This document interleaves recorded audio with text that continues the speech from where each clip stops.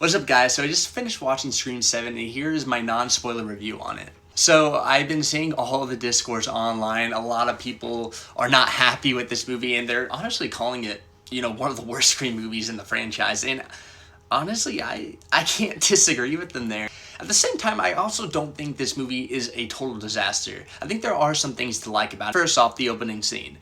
It's one of my favorite in the entire series. It's very tense, it's drawn out, but in a good way. Also the kills. Some of the most brutal in the franchise, I think. And there's one in particular that genuinely felt like it came straight out of a Friday the 13th movie. It was super gory, super memorable.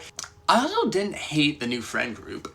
I feel like Sidney Prescott's daughter Tatum and her boyfriend Ben actually have like solid chemistry here. I bought their relationship. And Asa German, who you might recognize from Gen V, plays like kind of like that same awkward but endearing character that he does play in Gen V, and it works here. I actually found myself not wanting a lot of these certain characters to die in this film. The movie focuses very heavily on Sydney and her daughter, and while Neve Campbell does a solid job, I think it comes at the expense of everyone else in this film. Like, returning characters like Mindy and Chad and Gail barely get anything to do here. They show up and disappear almost instantly and really don't impact the story whatsoever.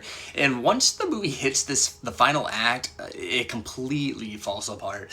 Like, the tone gets weirdly more goofy than it should be, even for a Scream movie, and characters start making decisions that make zero sense, and you can almost feel the rewrites happening in real time. And there's a span where like half the cast is kind of like taken out in a matter of minutes and separated from each other, and it was just so off-putting. It just felt like they wanted to get as many characters and people out of the way as fast as possible just so they can kind of focus more on Sydney and her relationship with her daughter. And then we get to like the actual Ghostface reveals at the end of this movie, and it is easily one of the weakest in the entire series. The motivations are thin.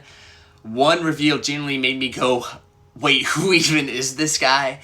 And that's how little presence they actually had in this movie. And then the other one, it's just so cartoonish, but not in a fun Stu way, just over the top and messy. And speaking of Stu, I won't spoil like how exactly they kind of handle him in this, but I'll just say, like, for such a beloved character, the way they bring him back just feels like the least interesting choice possible. And overall, I'm going to give Scream 7 a 4 out of 10. The first half is, I think, actually a solid movie, but once you get to that later half, it is not great, and the writing, especially that third act, really drags it down a lot.